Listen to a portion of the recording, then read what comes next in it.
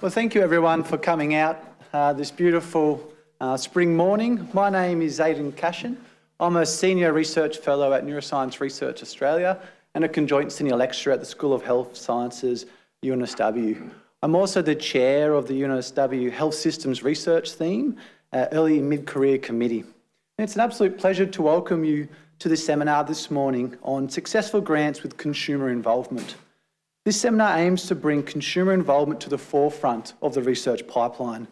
From the research we're planning to conduct in grant applications, the research we do conduct, all the way through to the research we're eventually implementing in practice, all to try and bring about health systems change. Consumer involvement has always been an important component of research, but only more recently has it gained the attention it arguably deserves from our funders and from our institutions. And this is especially critical when research focuses on changing health systems.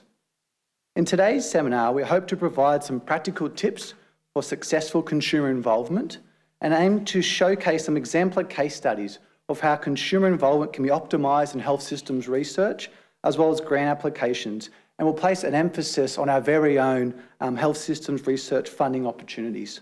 And as always, we hope to include an early mid-career research perspective as we discuss the ideas in this seminar, and look forward to sparking some ideas, some collaboration, and hopefully a little bit of fun. But before we begin, I would like to acknowledge that we're here today meeting on Aboriginal lands. I'd like to acknowledge the Bidjigal people that are traditional custodians of the land and recognise their endearing connection to land, waterways and community which surround this area. I'd always like to pay my respects to the elders both past and present and extend that respect to other Aboriginal and Torres Strait Islanders who are here with us today. So the health systems theme at UNSW brings together a critical mass of internationally recognised and emerging health systems researchers to develop and implement high-quality, person-centred health systems research that will improve individual and population health, as well as the well-being of Australians and the global community. Consumer involvement is a critical piece to the health systems theme, which is exemplified by the theme's executive committee having a consumer representative and being co-chaired by Professor Sally Pearson and Ainsley Cale, who is a consumer advocate or representative on the executive committee. We also have an early mid-career research committee, which is focused on tailoring the activities and the initiatives of the theme to those of the early mid-career audience. And we really tried to foster activities across the broader UNSW campus, as well as our affiliated MRIs. In today's seminar, brought to you by the Health Systems Theme Early and Mid-Career Committee, we'll have 3 presentations focused on the theme of consumer involvement in health systems research, which is provided by 5 invited speakers. Following these presentations, we'll have a panel discussion and a question and answer session facilitated by the Health Systems Research Theme Co-Chair Ainsley Cale. We ask that you save your questions for the presentation to the Q&A session, where we'll get the opportunity to ask our speakers questions and help join in the discussion. In the spirit of networking, any unanswered questions can carry over to the discussions over our networking lunch. And today our session will be closed by the co-chair, Professor Sally Pearson, and she'll provide some concluding remarks before we have lunch up the back today. So our first speaker today is Stephen Marsh. Stephen is the Health Systems Research Theme Consumer Representative, but he's also the Chair of the Consumer and Community Involvement Portfolio in the Centre for Pain Impact at Neuroscience Research Australia. So I welcome Steve to the stage.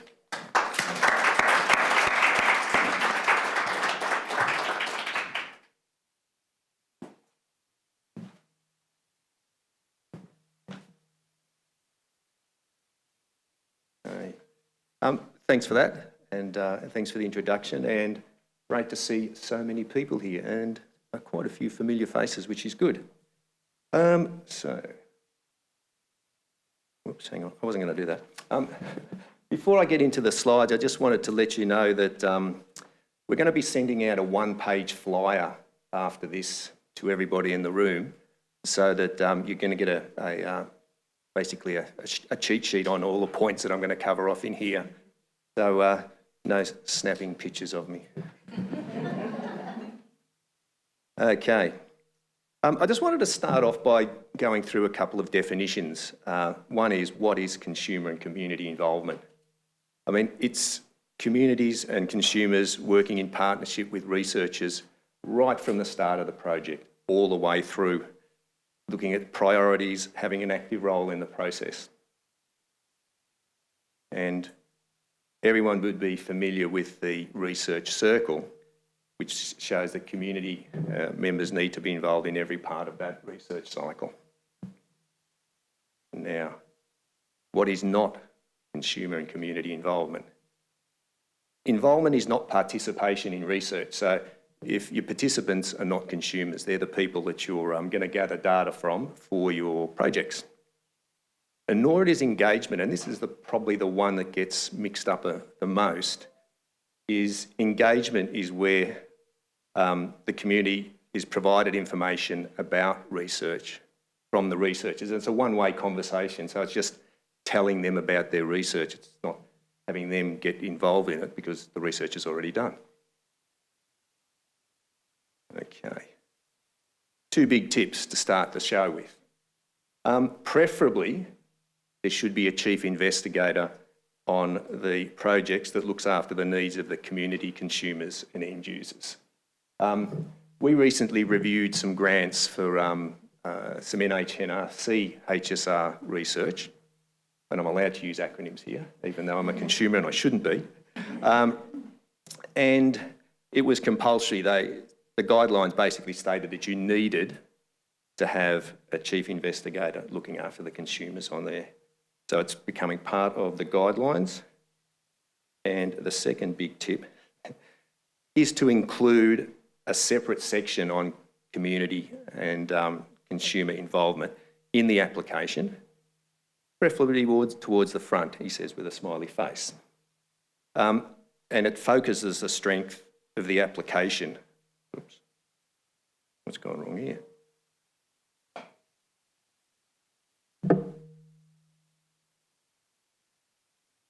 That's better.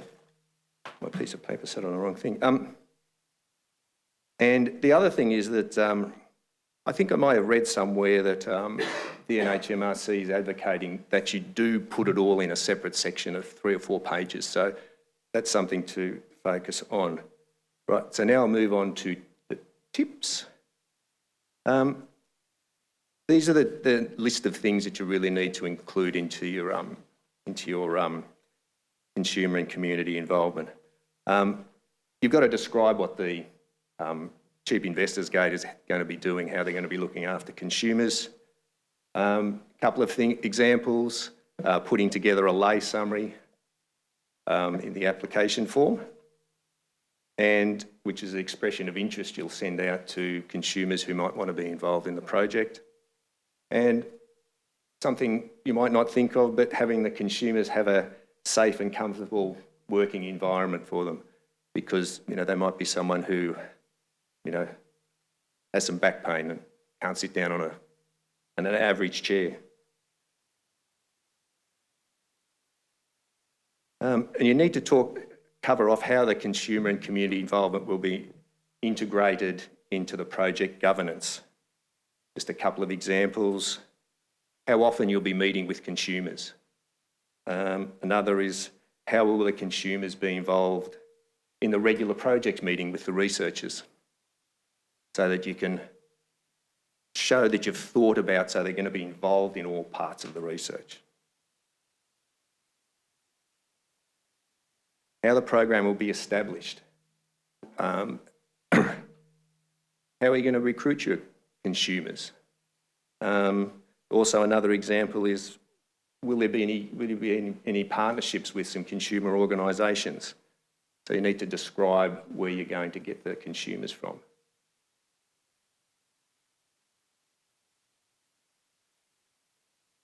And you need to explain the approach you're going to take for doing the involvement of the consumer and community involvement, remembering one size doesn't fit all. You could have individual consumers on way of putting in a smaller project, preferably 2, should be about the right number, or you could be using a consumer panel on some of the stuff that I would work with Aidan on. We've got consumer panel of 5 consumers that gets involved in the project, whether you need to go to co-design or do focus group with consumer representatives. It's very important to put in there how you're going to go about doing it. Okay. Next one is a budget.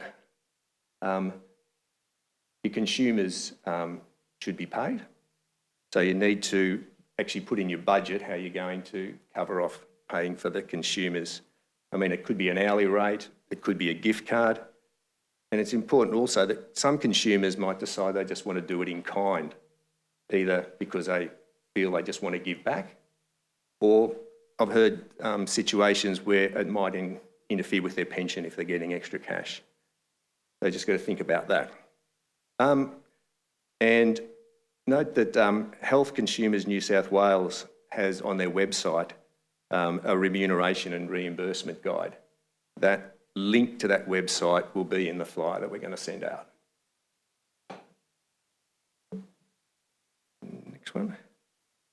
And this one here is quite important too. You've got to be prepared to provide training for consumers and possibly researchers, because some of the consumers you may recruit might have had very little involvement in research. So you need to consider about training them. And on the other side of the equation, there may be researchers on the project who have never worked with consumers before.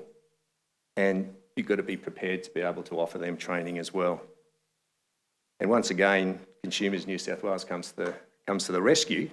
On their website is a free introductory course that they've actually put together for consumers and researchers. And you can go online.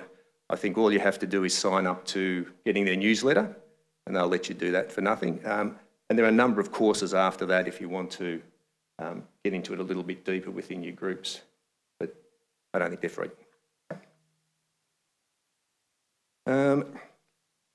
The other one is contribution of consumers into lay summaries and dissemination of the results.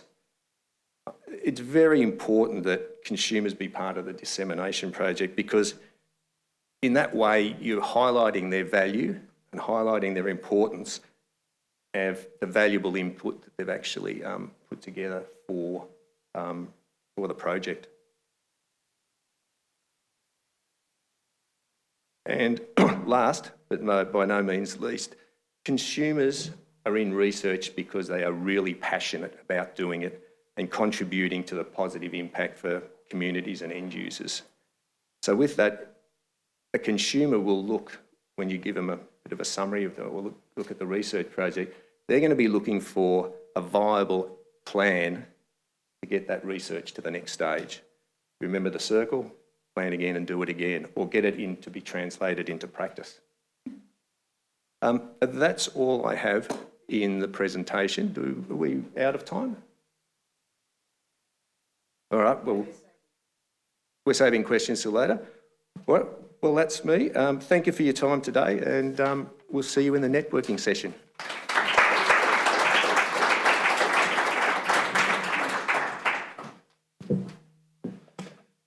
Thanks, Steve, and I think we all look forward to that hot tip list that will come to our inbox later this afternoon.